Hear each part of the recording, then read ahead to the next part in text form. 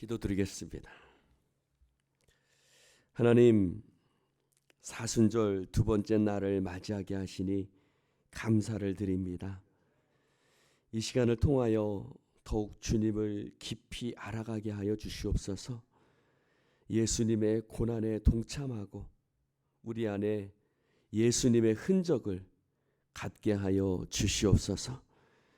주님, 우리가 예수님을 따르는 자가 되기를 원합니다. 예수님의 제자가 되기를 원합니다.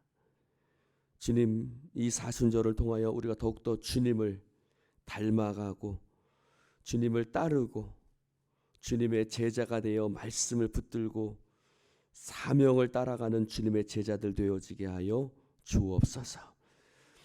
우리의 자녀들 어디에 있든지 지켜주시고 함께하여 주옵소서. 예수님의 이름으로 기도드립니다. 아멘. 할렐루야. 하나님의 말씀, 오늘 말씀은 마태복음 5장 1절 2절 말씀입니다. 마태복음 5장 1절 2절 말씀입니다.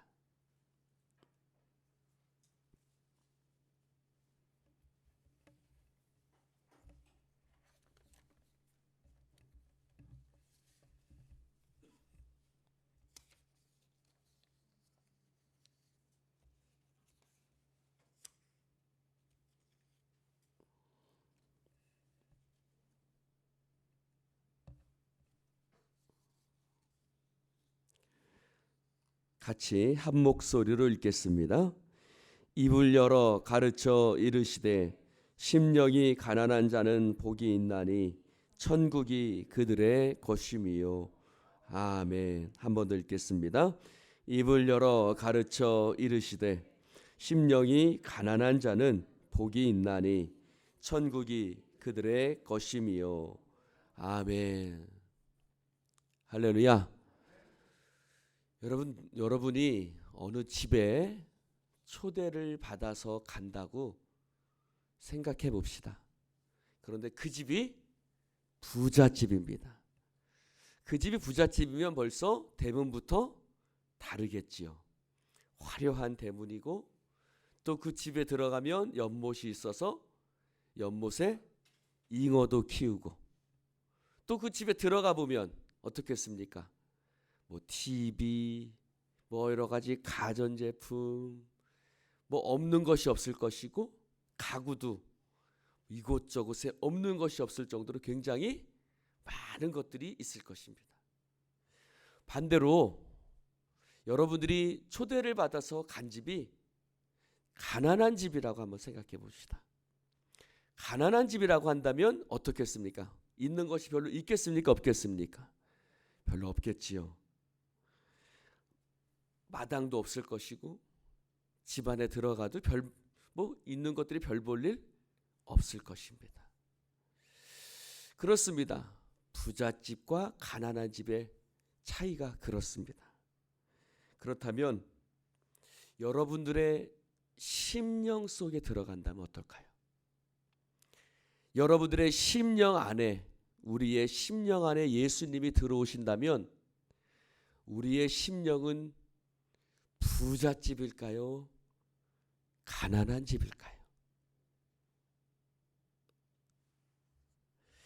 심령이 부유한 사람은 그 집안에 아마 여러 가지 것들이 있었을 겁니다. 자존심도 있을 것이고 또 내세우고 싶은 학력도 있을 것이고 또 세상에 지위도 있을 것이고 또 자기 확신, 자기 경험, 자기의 생각들, 이런 것들이 그 사람 심령 안에 가득 차 있을 것입니다. 반대로 심령이 가난한 사람은 어떨까요? 그 심령 안에 별 볼 게 있을 거, 그 심령 안에 별 볼 일 있는 것이 있을까요? 없을까요? 없었겠죠. 내세우고 싶은 것이 없어요. 보여주고 싶은 것이 없습니다. 가난한 심령을 가진 사람은 자랑하고 싶은 것이 그 심령 안에 없을 것입니다. 그런 심령이 가난한 심령이죠. 빌립보서 3장에 보면 사도 바울이 이렇게 얘기를 하고 있습니다. 내가 육체를 신뢰하지 않는다라고 말하고 있습니다. 그러나 그는 원래 육체를 신뢰할 만한 것이 많이 있는 사람이었습니다. 먼저 그는 8일 만에 할례를 받은 사람이었어요. 무슨 파였죠? 바리새파였습니다. 베냐민 지파요, 히브리인 중에 히브리인이요, 율법으로는 바리새파였습니다. 그리고 열심으로는 교회를 핍박하고 율법의 의로는 흠이 없는 자고, 그는 나면서부터 로마의 시민권을 가진 사람이었고, 그는 내세우고 싶은 것, 자랑하고 싶은 것들이 많이 가진 그런 사람이었습니다. 그러나 무엇이든지 내게 유익하던 그 모든 것들을 이제는 다 해로 여길 뿐더러, 그 모든 것을 해로 여김은 예수 그리스도를 아는 지식이 가장 고상하기 때문이다. 그래서 내가 이제 이 모든 것들을 다 잃어버리고 무엇으로 여긴다? 배설물로 여김은 내가 그리스도를 얻고 그 안에서 발견되려 함이니. 할렐루야. 그는 자랑하고 싶은 것, 내세우고 싶은 것, 보여주고 싶은 것, 그 모든 것들을 다 잃어버렸다. 다 버려버렸어요. 그 모든 것들은 해로운 것들이라고 생각하고 다 내려놓았습니다. 그가 신뢰할 만하다고 생각하는 것들을 다 내려놓고 오직 누구를 얻는다? 예수 그리스도를 얻는 것이죠. 사랑하는 성도 여러분, 바울의 심령 속에 그 모든 것들, 베냐민 지파, 바리새인, 그저 히브리인 중에 히브리인, 또 그가 공부를 많이 했던 것, 로마의 시민권, 이 모든 것들이 그 안에서 가득 차게 세워져 있는데 그 모든 것들이 따라해 봅시다. 허물어졌다. 허물어졌습니다. 심령이 가난한 것은 그 모든 것들이 허물어진 상태, 그 모든 것들을 배설물로 여기는 사람, 그런 사람의 마음을 심령이 가난하다라고 이야기를 하는 겁니다. 다메섹 도상에서 그는 예수님을 만나고 그 안에 있는 그 모든 신뢰할 만한 모든 것들을 다 허물어뜨리게 하신 것입니다. 이사야 6장에 보면 이사야가 보좌에 계신 하나님을 배웠습니다. 그리고 나서 그는 뭐라고 얘기합니까? 나는 입술이 부정한 사람입니다. 그는 자신이 입술이 부정한 사람, 나는 자랑할 것이 아무것도 없는 죄악이 가득한 사람이라고 고백했습니다. 갈릴리 호숫가에서 베드로가 예수님을 만났습니다. 예수님을 만나고 나서 그는 밤새도록 수고했지만 잡은 것이 아무것도 없었습니다. 그런데 예수님께서 깊은 데로 가서 그물을 던져라 말씀하시니 배에 가득하게 물고기를 잡았습니다. 아, 이분이 하나님이시구나, 하나님의 아들이시구나, 거룩한 분이시구나를 깨달았습니다. 그랬더니 베드로가 뭐라고 고백해요? 주여, 나는 죄인입니다. 주여, 나는 죄인입니다. 나를 떠나소서. 자신은 죄인이라고 고백할 줄 아는 사람, 나는 아무것도 아니라고 고백할 줄 아는 사람, 나는 쓸모없는 자라고 고백하는 사람, 나는 무능하다고 고백하는 사람, 나는 할 수 있는 것이 아무것도 없다라고 고백하는 사람, 나는 내세울고 자랑할 만한 것이 아무것도 없습니다. 나는 경험도 없습니다. 나는 지식도 없습니다. 나는 오직 주님만 의지합니다. 라고 말하는 사람. 이런 사람을 우리는 심령이 가난한 사람. 예수님은 자기를 낮추사 사람의 모양이 되시고 사람과 같이 낮아지셨다고 말하고 있습니다. 이렇게 예수님처럼 자신을 겸손하게 낮추는 사람. 아이는 어떻습니까? 아이는 여러분, 우리의 아이들을 보면 자기 힘으로 뭘 하려고 해요, 안 해요? 하려고 하지 않습니다. 그는 모든 일에 누구를 의지합니까? 부모를 의지합니다. 그래서 무슨 일이 생기면 자기 힘으로 해결하려고 하는 것이 아니라 누구를 불러요? 엄마 하고 부릅니다. 그렇지요. 엄마 하고 부르는 이 어린아이와 같은 사람이 천국이 이런 자의 것이다.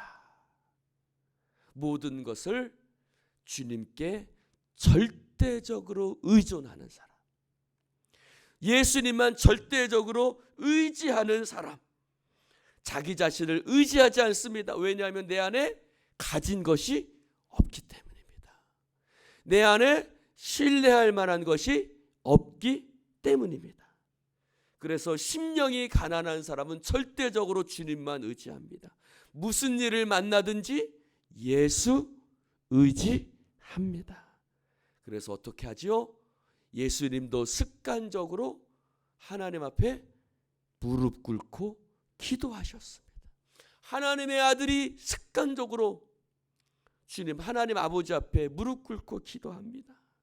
예수님의 심령이 가난한 심령이기 때문에 그렇습니다. 우리의 심령도 가난하면 자기 힘으로 해결하려고 하지 않습니다. 무슨 일을 만나든지 매일매일 하나님 앞에 무릎 꿇고 아버지 도와주시옵소서 라고 기도하게 됩니다. 우리가 어떻게 가난한 심령이 될 수 있습니까? 내 안에 가득한 그 부요한 것들, 내가 의지하고 자랑하고 싶은 것들, 내 스스로의 힘으로 되어진다고 생각하는 이 모든 것들이 어떻게 해요? 허물어지고 치워져야 합니다. 잃어버려야 합니다. 하나님은 그래서 어떻게 해요? 우리의 심령을 가난하게 만드시는데 내 자존심을 허물어뜨리십니다. 내가 자랑했던 것들을 깨어지게 하십니다. 내가 의지했던 것들을 무너져 내리게 하십니다. 그래서 자존심, 자만심, 모든 자랑했던 모든 것들을 허물어뜨리고 깨트려지게 하셔서 나의 심령을 가난한 자의 심령으로 만드십니다. 그리고는 내 안에 하나님의 나라가 이루어집니다. 나의 자존심과 자만심, 자랑했던 모든 것들이 깨지면 깨질수록 무엇이 더 커질까요? 내 안에 있는 하나님의 나라가 더욱더 커져갑니다. 자신의 연약함을 느끼면 느낄수록 내 안에 있는 하나님의 나라가 마치 겨자씨처럼 심을 때는 작은 것이지만 점점점 자라나고 커져갑니다. 사랑하는 성도 여러분, 주님을 의지하는 마음이 커질수록, 하나님 앞에 무릎을 꿇으면 꿇을수록, 주님을 의존하면 의존할수록 내 안에 있는 하나님의 나라도 커져가는 것입니다.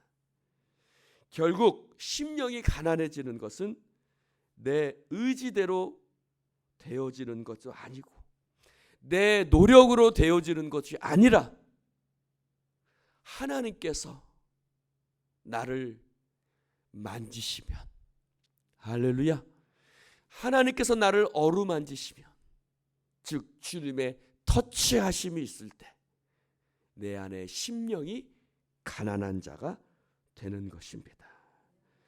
사랑하는 성도 여러분, 부자 되세요라는 말은 사람들이 좋아하지만 가난한 자 되세요라는 말은 사람들이 좋아하지 않습니다. 그렇습니다. 부자가 되려는 사람은 있어도 가난한 자가 되려는 사람은 없습니다. 그러나 예수님께서 말씀하셨습니다. 심령이 가난한 자가 복이 있다고 말씀하셨습니다.